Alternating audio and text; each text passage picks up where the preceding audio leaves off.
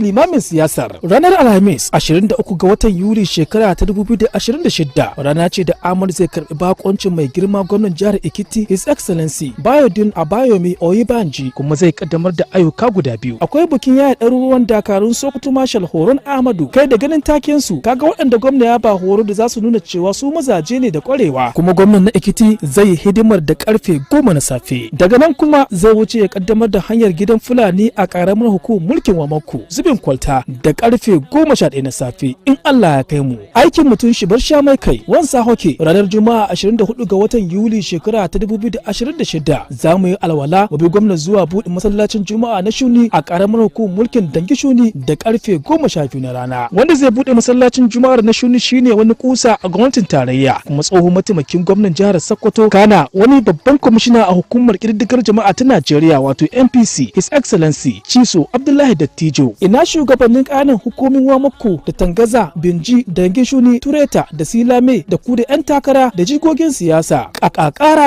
ga ranar nunawa renon zaki kauna. Rannan za mu ga yadda karkara za ta barkeke zuwa tarbon gwamna da manyan baki. Saboda haka mai girma gwamnan jihar Sokoto His Excellency Dr. Ahmad Ali Sokoto FCNA a madadin al'ummar jihar Sokoto shina mika goron gayyata na musamman ga ilahirin jama'ar jihar Sokoto a fito a yau baki tarbo irin na arziki yadda aka saba. Gwamna Dr. Ahmad Ali Sokoto yana son aiko mi cikin natsuwa da girmamawa tun daga filin jirgi har zuwa kanan hukumin da za a je. Muna godiya, Allah ya biya ku. Sannan ku da kokari Sokotawa. Ahmadu Alu ya gode, sai mun haɗu. Sanarwa daga barista Nasiru Aliyu dan tsoho shugaban kwamitin budewa da kaddamar da fara sabbin manyan ayyukan gwamnatin jihar Sokoto. Ga aiki ba su kamar ka Ahmadu ka fita haƙin talaka. Madallaiwa Excellency ya Allah ya shigo lamuranka.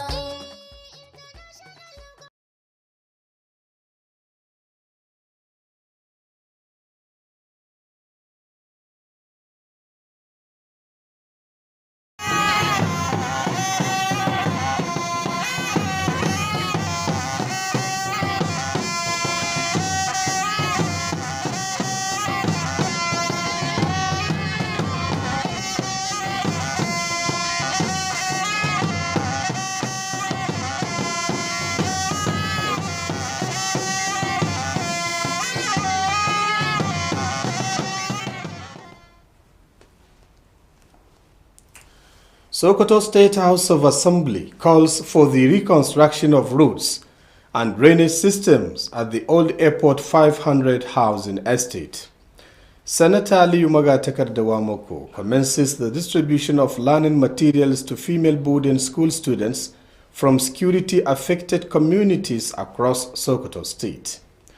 Usmanu Danfodio University Hausa Students Association taverns its 46th Sarkin Hausawa and honored cultural ambassadors for promoting Hausa heritage. Good evening and welcome to Alu TV News. Today, Tuesday, the 21st of July 2026. It is also the 6th of Safar, 1448 after the Hijrah of Prophet Muhammad, peace be upon him. I am Hayatu Jibo Dallatu with the news.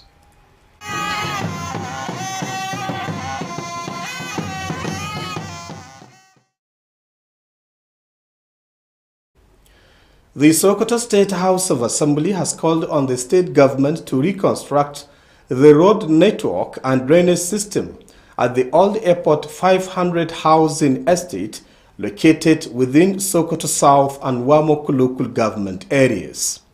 Our legislative correspondent Jamilu Musa Maishanu reports that the resolution followed a motion sponsored by the member representing Sokoto South 1 constituency, Mustafa Abdullahi, Juarin plenary. His report.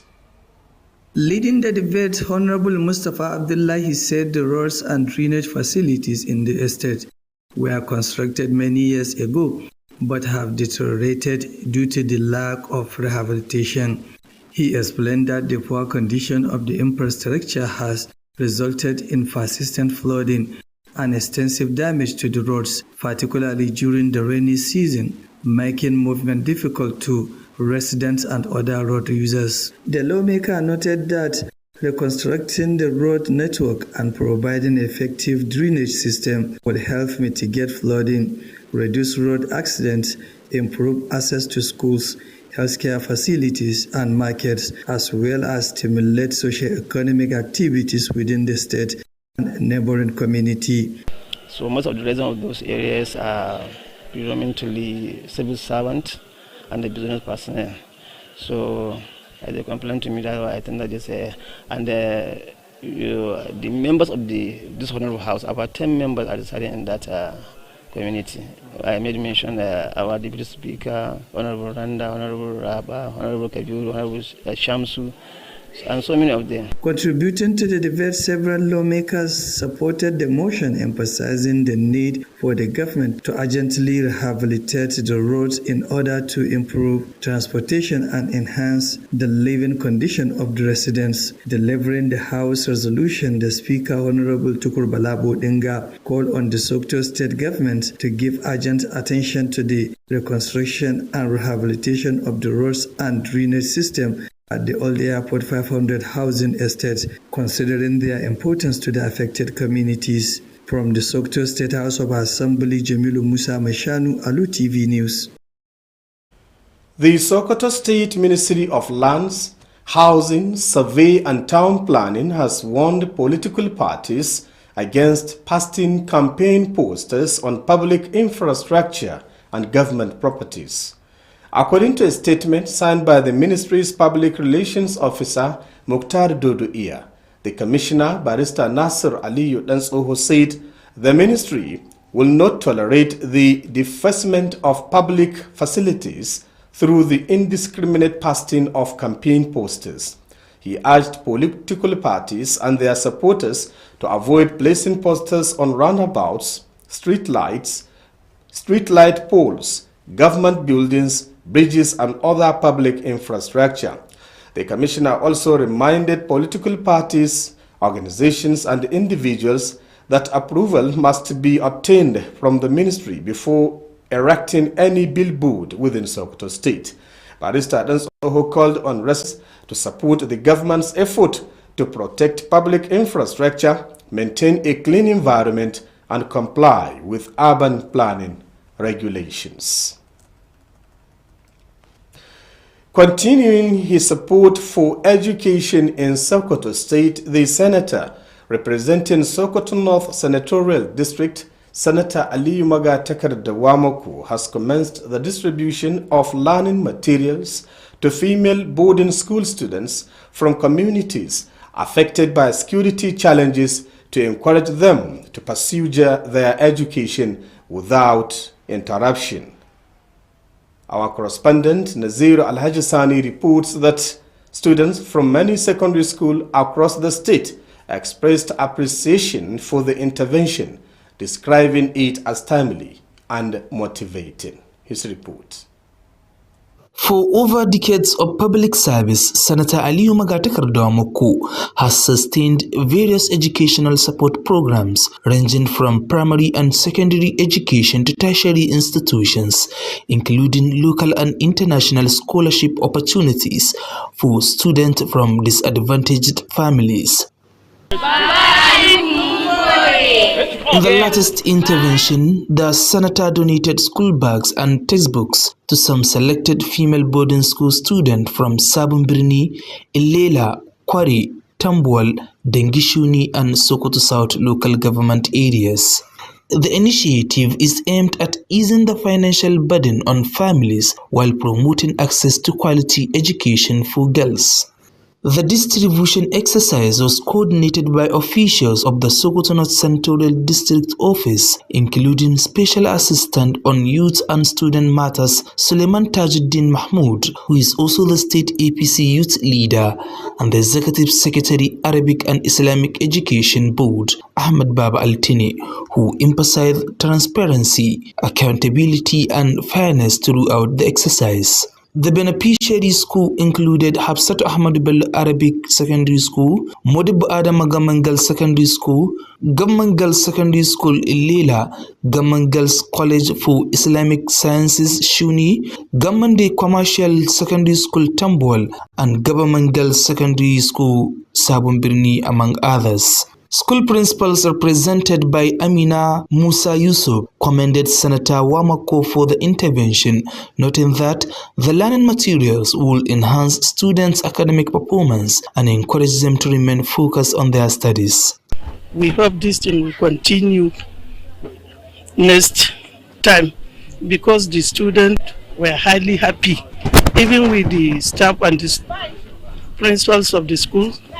We really enjoy and appreciate the effort. Speaking on behalf of the beneficiaries, a head girl expressed gratitude to Santa Aliyu Magatakardo Moko for the gesture, assuring him that the materials will be put to good use and pledged that the student will remain committed to their education. I know just not for myself, but for our other students. This is very grateful for him for this. I will write my notes inside this. I will do my assignments inside this. Thank you very much. The intervention underscores the importance of sustained investment in education as a means of empowering young people and expanding learning opportunities, particularly for students from vulnerable communities. Naziru Alajisani, Alu TV News. Don't forget you are watching Alu TV News, transmitting from Sokoto, the seat of the Caliphate.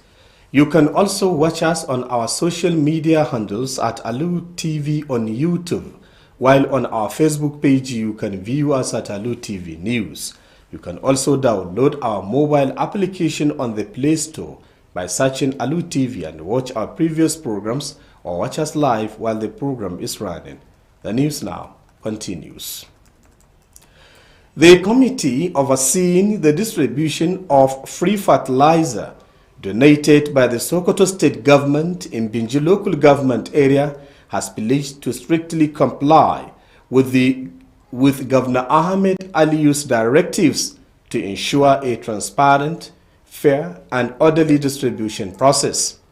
The assurance was given by the coordinator of the committee, Modi Jibril Asarawa, during the flag-off of the distribution exercise in Binji local government area. Amin Al-Hussein Amanawa reports. Speaking at the ceremony, the coordinator of the committee, Alhaji Modi Jibril Asarawa, said that the distribution will strictly follow the governance guidelines to ensure that the fertilizer reaches the intended beneficiaries and achieves its purpose of boosting agricultural productivity. He explained that each polling unit in the local government will receive 20 bags of fertilizer, comprising 14 bags of NPK and 6 bags of urea. According to him, the allocation will be handed over to the representatives of each polling unit in the presence of their executive members, in line with the governance directive. Alhaji Jibril Asarawa further disclosed that the committee, in collaboration with the local government council and security agencies, had put measures in place to prevent the diversion of the fertilizer. He warned that anyone found acting as a middleman or any farmer cow selling the fertilizer will face appropriate sanctions, stressing that the input were provided free of charge to enhance food production and strengthen food security. The chairman of Benji Local Government Council, Alhaji Bunkari Jamali, assured that the adequate measures had been put in place to ensure that only genuine farmers benefit from the exercise. He commended Governor Ahmad Ali for his unwavering commitment to supporting farmers, describing him as a leader dedicated to improving agriculture and the welfare of rural communities. The chairman also urged residents to continue supporting Ahmad Ali-led administration as it implements programs aimed at improving the lives of the people across the state. Also speaking, the APC chairman in Benji Local Government, Abubakar Damboy Bunkari, encouraged farmers to make effective use of the fertilizer to increase agricultural productivity. He also called on residents to continue supporting and praying for Governor Ahmad Aliyu and other APC candidates ahead of the 2027 general elections.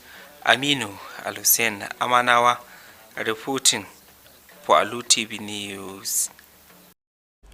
Farmers in Sokoto State have commended the state government's sustained investment in agriculture, describing it as a major intervention that continues to boost crop production and reduce the cost of food items across the state. The commendation came during a flag-off of the distribution of free fertilizer and other agricultural inputs provided by the Sokoto State government to farmers in Shagari local government area. Our correspondent, Rabiu Abdullahi Wakili, reports that the exercise is being supervised by Dr. Rufai Ismail Rungumi in Shagari local government area. His report. The coordinator of free fertilizer distribution exercise in Shagari local government area, Dr. Rufai Ismail Rungumi, said the Sokoto state government had allocated 6 truckloads of fertilizer, 2,600 bags, alongside improved seedlings and pesticides to farmers in the area. He said the exercise is the 5th phase of the intervention and assured that adequate measures had been put in place in collaboration with security agencies to ensure that the input reached genuine farmers, in line with the directive of Governor Ahmad Ali Sokoto. As you have witnessed, we have already identified them during our flagging off. We identified them and we have already distributed this fertilizer to each and every polling unit under Shagari Ward. And we are going to continue by distributing it to each and every ward, polling unit by another, until we finish the exercise. While commending the governor for prioritizing the welfare of farmers, Dr. Rungumi also acknowledged the fatherly advice and continued support of Senator Aliumaga Takardoamako towards the development of Sokoto State. Also speaking, the chairman of Shagari local government area, Barrister Alhaji Muhammad Baidawa, commended Governor Ahmad Ali Sokoto and Senator Aliumaga Takardoamako for their continued commitment to agricultural development. He urged residents to sustain their support for the administration. This is not for sale, and I urge all people of Shagaloha government who benefited from this gesture of excellency to use the commodity as directed by His Excellency State Governor. The event featured the symbolic distribution of free fertilizer and other agricultural input to beneficiaries who described the initiative as timely and beneficial to agricultural productivity across the state. Reporting for Alu Tv News, Rabiu Abdullahi Wakili. The Hausa Students Association of Usmanu Danfodio University, Sokoto, has held the tabernacle ceremony of its 46th Sarkin Hausawa alongside the conferment of traditional titles and honorary awards. The event featured paper presentations highlighting the importance of preserving the rich cultural heritage and traditions of the Hausa people.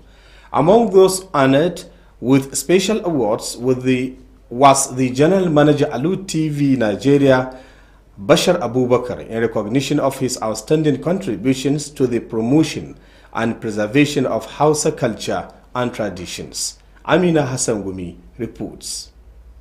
In his remarks, the chairman of the occasion, Alhaji Isa Haruna Rashid, Sarkin Kudun Gwandu, Uban Kasar Ambursa, described the Tabanin ceremony as an important cultural tradition that should be sustained within the university community to educate and inspire younger generations. He also called on Nigerians to continue praying for lasting peace, unity and progress in the country. Presenting a paper on the significance of Hausa culture and traditions, renowned Hausa scholar Professor Aliyu Muhammad Bunza urged students to value the study of the Hausa language, stressing that it is as important as any other academic discipline. Professor Bunza further emphasized the importance of reading and writing in preserving knowledge and explained that traditional facial marks were historically used to identify different ethnic groups and communities. Earlier, in his welcome address, the head of the Department of Nigerian Languages, Professor Yakuba Aliyu Gobir, said the Hausa people possesses a rich and unique cultural heritage that continues to attract admiration from other ethnic groups through their traditional attire,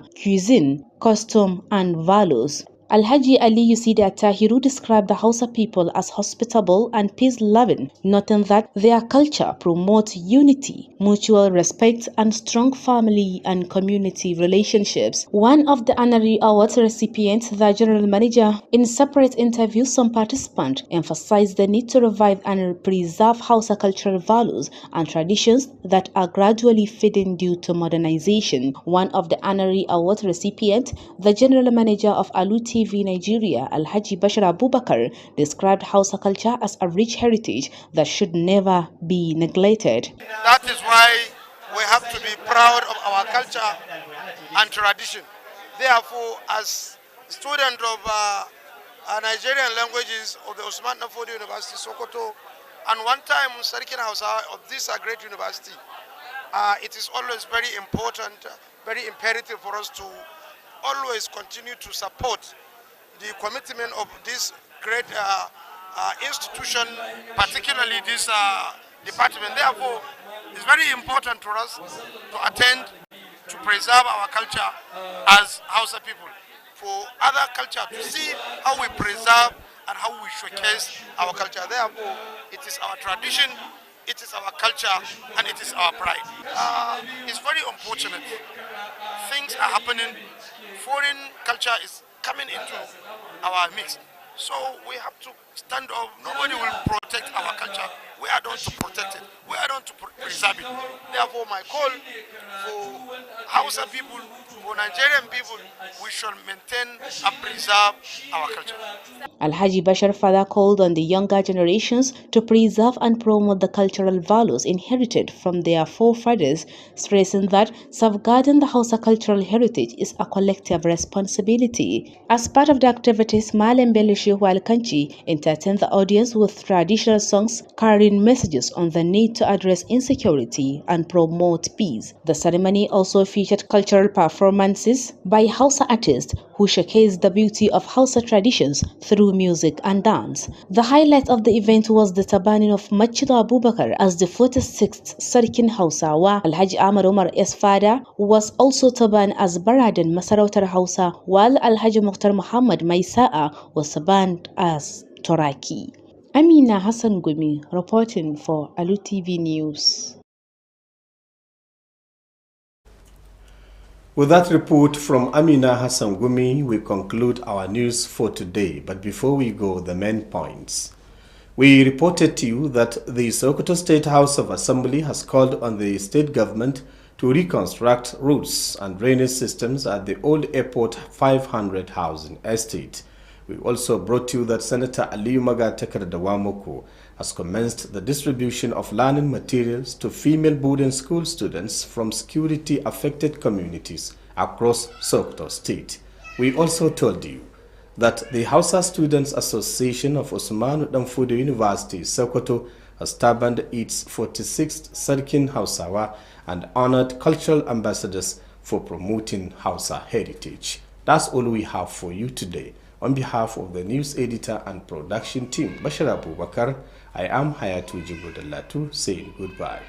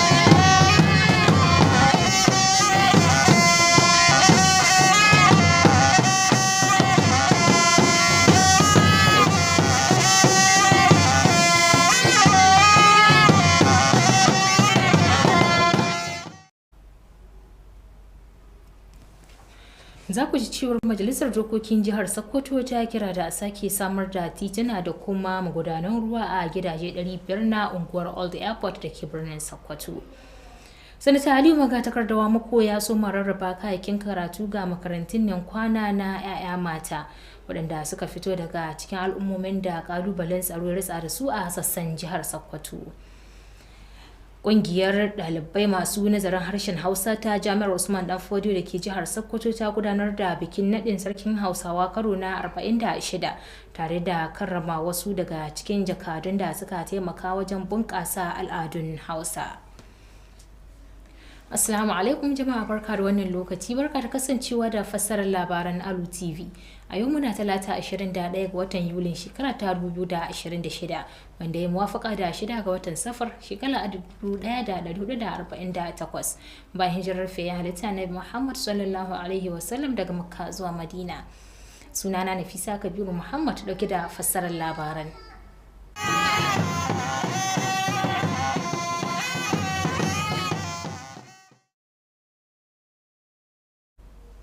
Ta yanzu kuma ga cikakkun labaran. Majalisar Dokokin Jihar Sokoto ta kira ga gwamnatin Jihar Sokoto da ta sake samar da tituna da kuma magudanan ruwa a rukunin gidaje 500 da ke unguwar Old Airport da ke birnin Sokoto. Wato a ƙarƙashin ƙaramar hukumar mulkin Sokoto ta Kudu da kuma ƙaramar hukumar mulkin Wamako ta Jihar Sokoto. Wakilinmu daga Majalisar Dokokin Jihar Sokoto Jamilu Musa Mai Shanu ya ruwaito mana cewar wannan ƙudurin da ya biyo bayan wato kudirin da dan majalisar mai wakiltar mazabar Sokoto ta Kudu na daya wato Honorable Mustapha Abdullahi ya gabatar yayin zaman majalisar. Ga rahotonsa. Da yake gabatar da kudirin dan majalisa mai wakiltar mazabar Sokoto ta Kudu ta daya, Honorable Mustapha Abdullahi ya bayyana cewa an gina hanyoyin ne da magudanan ruwa da ke cikin unguwar Old Airport gida 500 a shekaru da dama da suka gabata amma sun lalace sakamakon rashin gyare-gyare. Ya ce mummunan yanayin hanyoyin da magudanan ruwa ya haddasa yawan ambaliyar ruwa da lalacewar hanyoyin musamman a lokacin damina, lamarin da ke jefa mazauna yankin da sauran masu amfani da hanyoyin cikin mawuyacin hali wajen zirga-zirga. Dan majalisar ya kara da cewa sake gina hanyoyin tare da samar da ingantattun magudanan ruwa zai taimaka wajen rage ambaliyar ruwa, rage haɗurran ababen hawa, sauƙaƙa isa makarantu, cibiyoyin kiwon lafiya da kasuwanni, tare da bunƙasa harkokin tattalin arziki da zamantakewa a unguwar da ma yankunan da ke makwabtaka da ita. Ya ɓaci, don shi na ga dace an kawo wannan kudirin ga majalisa kuma na kawo kuma abin farin ciki mahiya 'yan majalisa wajen su 10 mai hadda mataimakin kakakin majalisa da sauransu suna cikin wannan shiyas na shi ma ni kira ni ce su taimaka min mulki mai girma gwamna ga cewa wannan hanyoyin na wannan shiya an yi su. Yayin da suke ba da gudunmuwa ga kudirin, wasu daga cikin 'yan majalisar sun goyi bayan kudirin inda suka jaddada buƙatar gwamnatin jihar ta gaggauta gyara da sake gina hanyoyin domin inganta zirga-zirga da kuma kyautata rayuwar al'umma a yankin. Da yake bayyana matsayar majalisar, kakakin majalisar dokokin jihar Sokoto na Bultukur Bala Bodinga ya yi kira ga gwamnatin jihar Sokoto da ta ba da fifiko wajen sake ginawa da gyara hanyoyin da magudanan ruwar da ke unguwar Old Airport gidaje 500 la'akari da muhimmancin su ga al'ummomin da abin ya shafa. Daga Majalisar Dokokin Jihar Sokoto Jamilu Musa Mai Shanu, labaran Alu TV. Ma'aikatar kula da filaye da gidaje da kuma tsare-tsaren birni ta jihar Sokoto ta gargaɗi wato jam'iyyun siyasa da su kaucewa laƙa hotunan siyasa kan ababen more rayuwa al'umma da kuma na gwamnati. A cire wata sanarwa mai dauke da sa hannun jami'an hulɗa da jama'a na ma'aikatar Muktar Dodo Iya ya bayyana cewar kwamishinan barista Nasir Aliyu Dan Tsoho na ma'aikatar ya bayyana cewar ma'aikatar ba za ta yi lamuni ga lalata kayayyakin al'umma ba ta hanyar laƙa musu hotunan siyasa ba bisa ƙa'ida ba ko kuma amincewarsu. Ya buƙaci jam'iyyun siyasa da magoya bayansu da su kaucewa laƙa hotunan siyasa kan shatalle-shatalle da kuma fitilun kan titi kazalika da gine-ginen gwamnati da gadoji da sauran ababen more rayuwa na al'umma. Kwamishinan haka mari ya kara tunatar da jam'iyyun siyasa da kungiyoyi da al'umma cewar ya zama wajibi a nemi amincewar ma'aikatar kafin laƙa babban allo mai ɗauke da alamu na siyasa a cikin birnin Sokoto. Barista ɗan tsoho ya kira ga mazauna jihar Sokoto da su bayar da goyon baya ga kokarin da gwamnati ke yi na bayar da kariya ga ababen more rayuwa tare da kula da tsaftar muhalli da kuma bin dokoki da ka'idoji na tsare-tsaren birni. To nan kuma a ci gaba da marawa ilimi baya a jihar Sokoto, sanata mai wakiltar mazaɓar Sokoto ta Arewa a Majalisar Dattawan Tarayyar Najeriya wato sanata Aliyu Magatakarda Wamako ya soma rarraba kayayyakin karatu ga makarantun nan kwana na 'ya'ya mata da suka fito daga cikin al'ummomin da matsalar kalubalen tsaro ya ritsa da su domin karfafa musu tare da basu kwarin gwiwa bangaren samun ilimi ba tare da fuskantar wani kalubale ko cikas ba. Naziru Alhaji Sani ya rawaito mana cewar ɗaliban da suka amfana da wannan tallafin na kayakin karatu daga makarantun nan sakandare da dama da ke sassan jihar Sokoto sun bayyana yabawarsu kan wannan kokarin tare da bayyana tallafin wanda ya zo a kan lokaci kuma yadda ya kamata. Ga cikon rahotonsa. Tsawon shekaru na ayyukan al'umma, sanata Aliyu Magatakarda Wamako na ci gaba da gudanar da shirarwar tallafawa ilimi kama daga matakin firamare, sakandare, makarantun gaba ga sakandare da ma samar da damammakin karatu a matakin ƙasa da ƙasa baki ɗaya ga yara ɗalibai da ke fitowa daga gidajen marasa ƙarfi. A wannan karo, sanata Aliyu Magatakarda Wamako ya bayar da kyautar jikunkuna da littattafan rubutu ga wasu ɗaliban makarantun kwana da suka fito daga ƙananan hukumomin Sabon Birni, Ilela, Kware, Tambol, Dangishuni da ƙaramar hukumar Sokoto ta Kudu. Wannan shiri na da manufar sauƙaƙa ma iyayen waɗannan yara na sayin kayan karatu da kuma ƙarfafa ilimin 'ya'ya mata. Mataimaka na musamman a ofishin sanata Aliyu Magatakarda Wamako na gundumar Sokoto ta Arewa, wanda suka hada da mataimaki na musamman kan harkokin matasa da ɗalibai wato Suleiman Tajuddin Mahmud, wanda kuma shine shugaban matasan jam'iyyar APC na jihar Sokoto, da sakataren zartarwa na hukumar harshen Larabci da ilimin addinin Musulunci ta jihar Sokoto Ahmed Babaltini, sun tabbatar da jajircewa da kuma raba kayayyakin cikin adalci. Daga cikin makarantun da suka amfana da wannan shiri sun hada da makarantar harshen Larabci ta Hafsatu Ahmadu Bello da ke Sokoto da kuma makarantar 'yan mata ta Modibbo Adama da ke Maruda,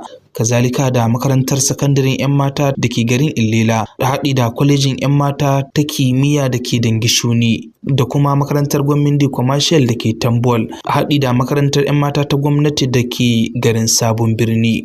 Amina Musa Yusuf, wadda ta wakilci shugabannin makarantun, sun yi godiya ga sanata Aliyu Magatakarda Wamako bisa wannan shiri, wanda suka ce zai taimaka ma yaran wurin taimaka ma ƙwazonsu na karatu, kazalika zai taimaka musu ta hanyar inganta ƙwazonsu. Mun ji daɗi kwarai da gaske, musamman ma yaranmu. Daga yadda za ka gani ka tabbatar da yara sun ji daɗin wanga al'amari. Muna godiya kwarai da gaske saboda abin zai tallafa kuma zai karfafa ma yaranmu, zai bunƙasa iliminsu domin ba ƙaramin taimako ne aka yi musu ba. Da take magana a madadin dukkanin ɗaliban da suka amfana da waɗannan kayayyaki, shugabar ɗalibai ta makarantar Hafsatu Ahmadu Bello ta godewa sanata Aliyu Magatakarda Wamako bisa wannan shiri, kazalika ta tabbatar mishi da cewa za su yi amfani da waɗannan kayayyakin karatu da aka sama musu domin inganta iliminsu. Bayar da wannan tallafi na kayan karatu daga sanata Aliyu Magatakarda Wamako na nuni da irin ƙoƙarin da shugabanni ke yi wurin taimakawa ɗalibai da kuma ƙarfafawa mutane domin ci gaba da inganta karatunsu, musamman ɗalibai da suka fito daga gidajen masu rauni. Naziru Alhaji Sani, labaran Alu TV. To jama'a, kada ku shafa kuna kallon waɗannan labaran ne daga na Alu TV Najeriya. Za ku yi bibiyar mu ta hanyar amfani da YouTube a Alu TV ko kuma Facebook a Alu TV News. Haka ma za ku yi sauke manhajar Alu TV a Play Store domin kallon labaran mu da ma sauran shirye-shiryen da muke gabatarwa a daidai wannan lokacin da ma waɗanda suka gabata. Tun yanzu kuma labaran za su ci gaba. Kwamitin da ke saka ido kan rarraba takin zamani kyauta da gwamnatin jihar Sokoto ta samar a karamar hukumar mulkin Benji ta jihar ya sha alwashin bin dokoki da ka'idojin da gwamnan jihar Sokoto Ahmad Aliyu ya shata domin tabbatar da raba takin zamanin kan gaskiya da adalci da kuma kwatantawa.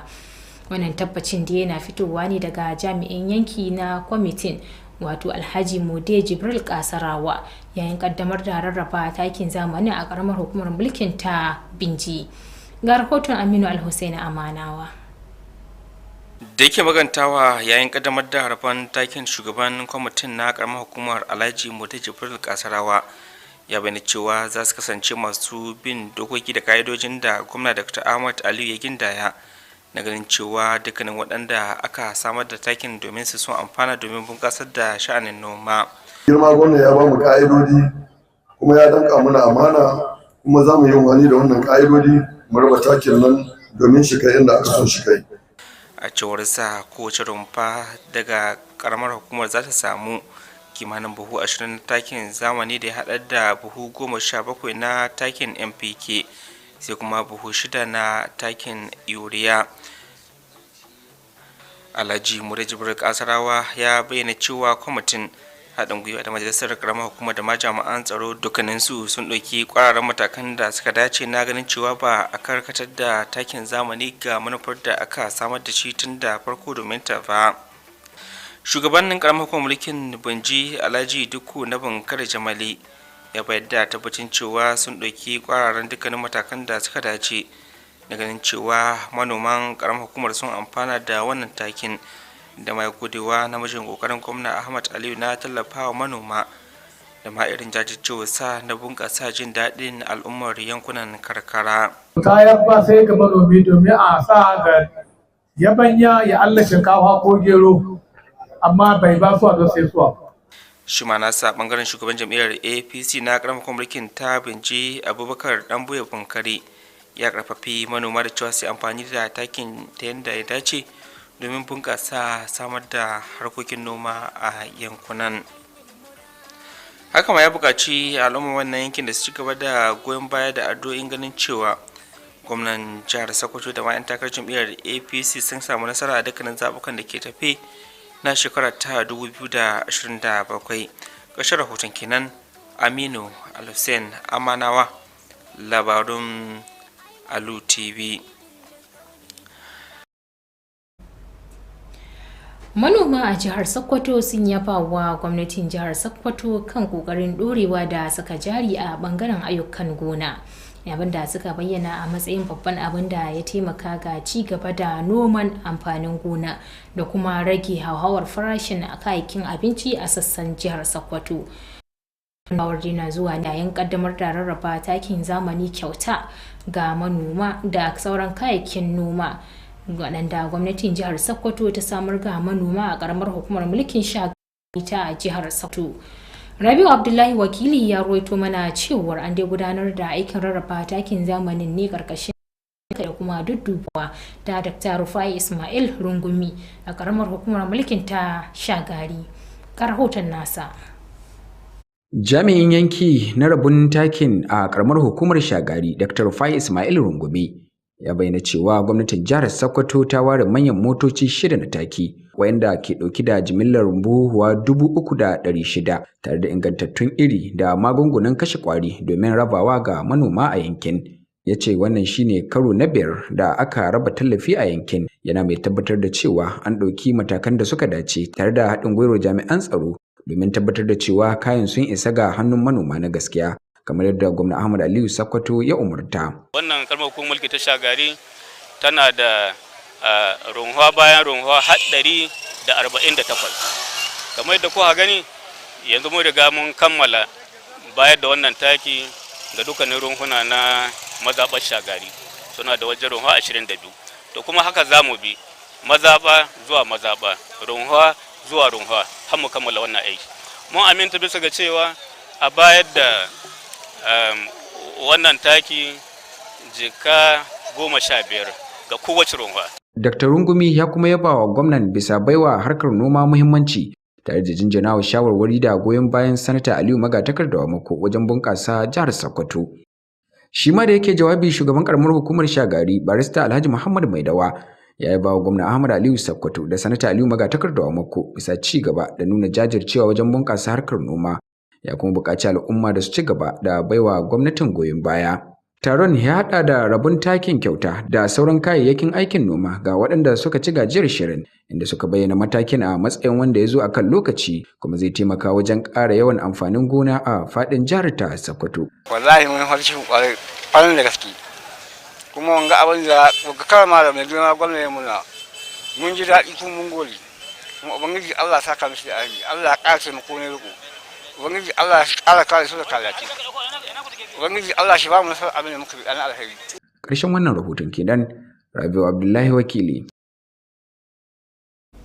Ƙungiyar ɗalibai masu nazarin harshen Hausa a Jami'ar Usman Danfodiyo da ke jihar Sokoto ta gudanar da bikin naɗa sarkin Hausawa karo na 46 tare da bayar da wasu sarautun Hausa wato sarautun gargajiya da kuma lambobin yabo. Taron dai wanda ya kunshi gabatar da makaloli da suka bayyana muhimmancin ɗabbaka al'adu da kuma riko da al'adun Hausa. Daga cikin waɗanda aka karrama akwai lambar yabo ta musamman da aka bai manajan Alu Tv Alhaji Bashar Abubakar kan irin gagarumar gudunmuwar da ya bayar ga ci gaba da kuma ɗabbaka al'adu na Hausa. Ga ƙarshen rahoton da Amina Hassan Gumi da ta halarci taron ta haɗa mana.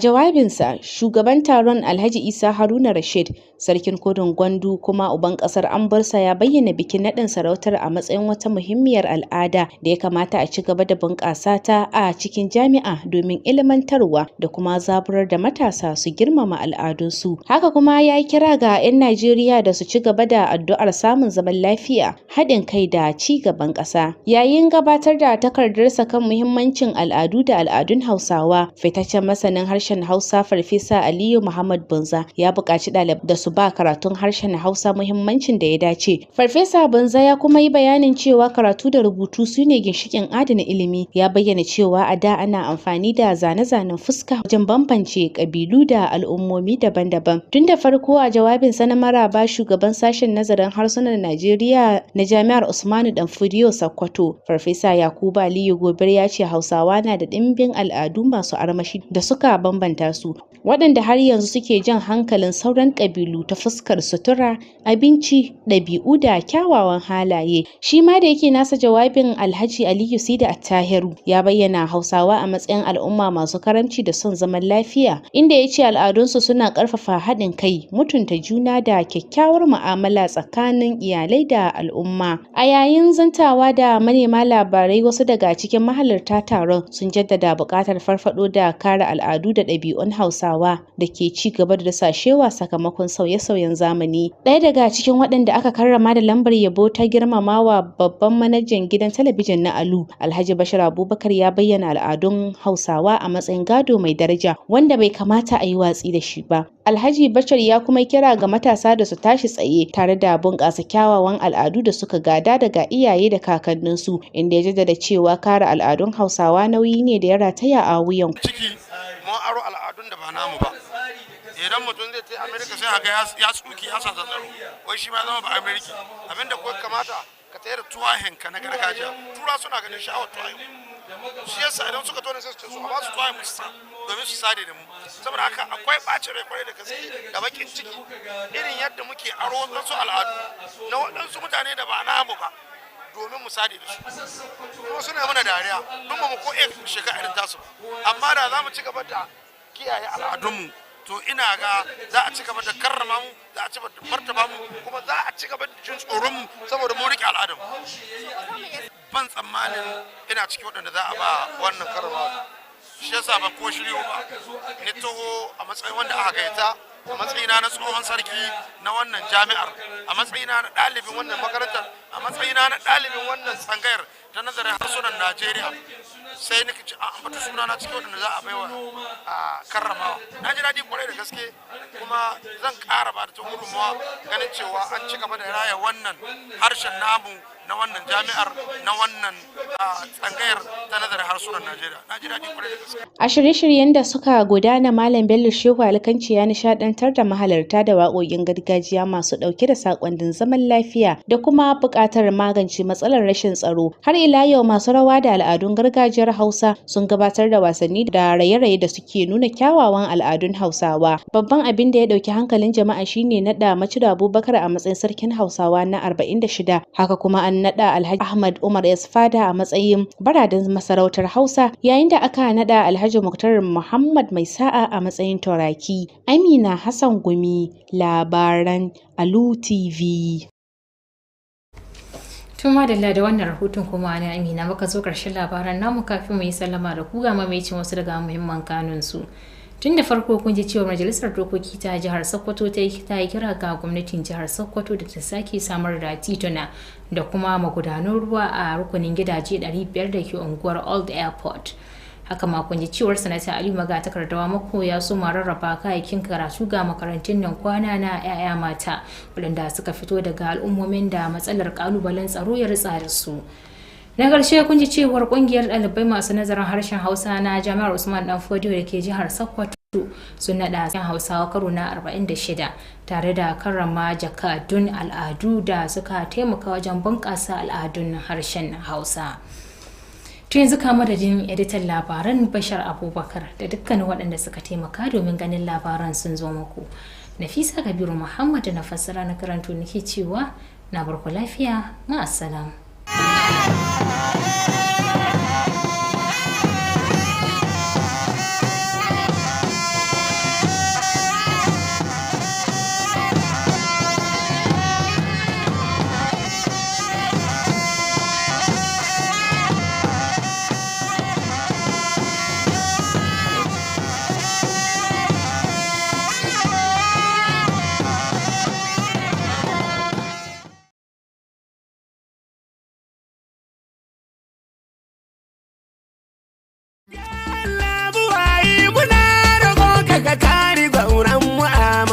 Tafiya sannu kwana nesa bisa kyakkyawan jagoranci da yan takatsantsan da dukiyar al'umma mukan jihar Sokoto sai hamdala da muka samu jagora na gari Dr. Ahmad Aliyu Sokoto FCNA wanda ya cika shekaru 3 yana zuba ayyuka cikin kyakkyawan tafarki da tsari mai kyau. Akan haka ne kamfanin NIC Technology and Development Limited karkashin jagorancin manajan darakta na kamfanin Alhaji Umar Muhammad Suleiman a marjin shi kansa da kafatanin ma'aikatan kamfanin suka shiga sahun al'umma daga ciki da wajen jihar Sokoto da ke mika sakonsu na cikar shekaru 3 bisa karagan mulki mai girma gwamnan jihar Sokoto Dr. Ahmad Aliyu Sokoto FCNA da mataimakinsa injiniya Idris Muhammad Gobir. Tabbas ana cewa ko daka da gabas babu shakka mai girma gwamna ka ba duniya mamaki akan yadda kake zuba ayyuka na cigaba mara tasiri ga al'ummar jihar Sokoto a cikin waɗannan shekaru 3 da kai a matsayin gwamnan jihar Sokoto wanda ma ya sa Sokotawa da tije maza da mata suke cigaba da yi maka ruwan addu'o'i na ƙara samun nasara da neman kariyar ubangiji kuma da ma masu iya magana suna ciya in za a faɗin gaskiya baki baya gardama don kuwa ka zuba ayyuka a fannin kiwon lafiya da samar da hanyoyin mota a birni da karkara da inganta kiwon lafiya da gyara makarantu da yin sababbi da taimakawa masu bukata ta musamman da samar da ayyukan yi ga matasa maza da mata. Da wannan manajan darakta na kamfanin NIC Technology a madadin shi kansa da sauran ma'aikatan wannan kamfanin ke mika godiya ta musamman ga mai girma gwamna akan ayyukan da ake ba su a wannan kamfanin wanda su ma suke bada tasu gudunma domin ganin an gina jihar Sokoto tare da janjinar ban girma ga sanata Dr. Aliyu Magatakardawa Mako sarkin Yaman Sokoto wanda ya zama tsani ga wannan gwamnatin take takawa domin ganin ayyuka na alfahari kuma tabbatar da an yi su ga al'ummar jihar Sokoto. Fatan mu dai Allah ya sa a wani lafiya. Allahumma amin. Wannan sakon taya murna ne daga Alhaji Umar Muhammad Suleiman, manajan darakta na kamfanin NIC Technology and Development Limited a madadin shi kansa da sauran kafatanin ma'aikatansa.